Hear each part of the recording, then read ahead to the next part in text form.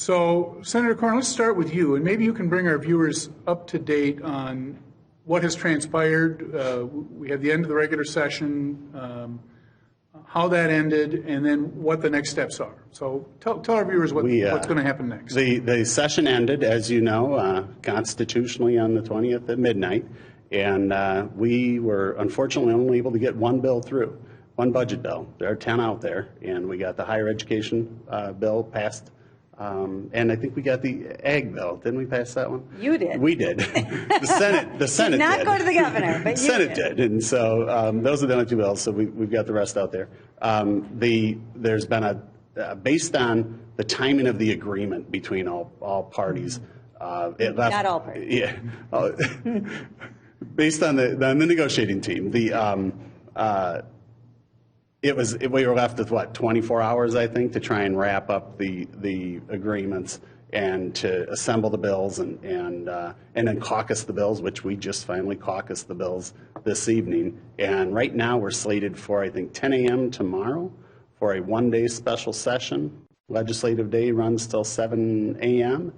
And I think the minority deputy leader might have a better idea about whether the negotiations with the governor, with the minority parties, goes well enough that we will be able to move through the agenda tomorrow. So Representative New, your view on where things stand and what you think may happen over the course of this next day or so. Sure. I mean, I suspect it's no surprise that this has been a really frustrating year for us. This is honestly the least transparent process that we have seen in anyone's memory. And frankly, it hasn't been effective. I mean, Senator Curran mentioned getting one budget bill on the governor's desk. We have not had so few budget bills go to the governor's desk since 1985. I mean, this is just, it's really been a mess. As far as the special session goes, frankly, no deals have been made with the minority, and it requires minority votes to suspend rules, to move quickly through a special session in a day. And I'll be honest, there's a reason our state constitution calls for a 3-day process for bills to move through the legislature, and there's a reason for that. This is not supposed to go too quickly. We are supposed to have a chance to review language. We are supposed to have a chance to see what's in bills. I mean, the reality is right now, we're talking, they're asking for a one-day special session.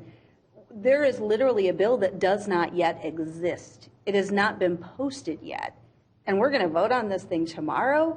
I don't know that that's responsible government. I think it's reasonable to say, you know what, we need to slow down. We need a chance to review these bills. We need a chance to see what's in them.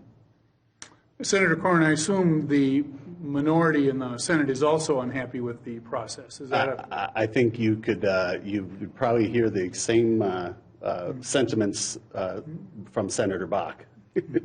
As Representative New as well. I did hear those sentiments.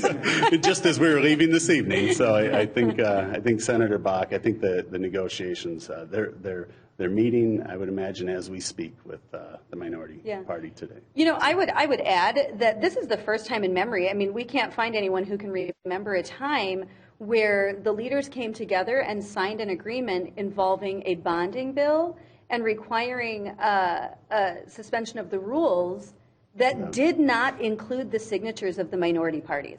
I mean, literally, the minority leadership was not approached. In both bodies. Correct, in both bodies. They were not even approached prior to this agreement being struck. So, when the tribunal, as it's now known throughout the press and throughout the state, when the tribunal made this decision regarding the special session, they made promises that they couldn't keep. And really, the process has not been good with reaching out to the minority to make sure that's happened smoothly. Well, and particularly with respect to bonding, as we've discussed on this program in the past, that requires a 60% vote in both bodies, as I recall. So, correct. And in both cases, that means you'll need votes from the minority party to pass a bonding bill in either body. And I think one of the pieces that is a real challenge, even within the agreement, is when the committees or the conference committees went back to work talking about the agreement, it didn't appear that the agreement was adhered to by all of the members. So we were looking to move, I think the agreement was, if you look at some of the biggest challenges we had is the policy embedded within every single one of those bills, crazy policy. I mean, and littered in every bill. And our understanding of the agreement was that most of those issues that weren't same or similar would be jettisoned. And that means our good policy as well as all of the other policy. I believe in many of the committees, when they received the counteroffer from the House, I don't think there was any of that bad policy was jettisoned. And so then you have a normal process where some issues, if a conference committee can't work it out, leadership gets involved. But typically, the conference committees hammer all the minute details out. But in most of them, it become an impasse immediately. And so we held up to our side of the bargain and jettisoned those things that were expected. But it kept coming back and coming back. And so essentially, you had the leadership had practically the whole agenda to walk through every issue. And that's what was very unique. But I think I don't think it's the personalities. It's the legislative intent of every bill that was submitted and the policies in it. I don't think people understand and we're going to try and quantify it. When we talk about the success of this session of the $10 billion of tax increases, I think it's far greater than that when you calculate. The $10 billion is the easy part to calculate because it's a line item. It's a tax item. It's a 20-cent gas tax. But every one of those policies has a cost to our citizens and our businesses, and it's going to be far greater than $10 billion. And so those are the policies that drive that crazy cost and frankly, the attack on our liberty in every way. Now, to be clear, I mean, the Senate GOP did a really good job of making sure that the majority of those tax increases are not in the final budget deal. And certainly, you know, we are pleased with that.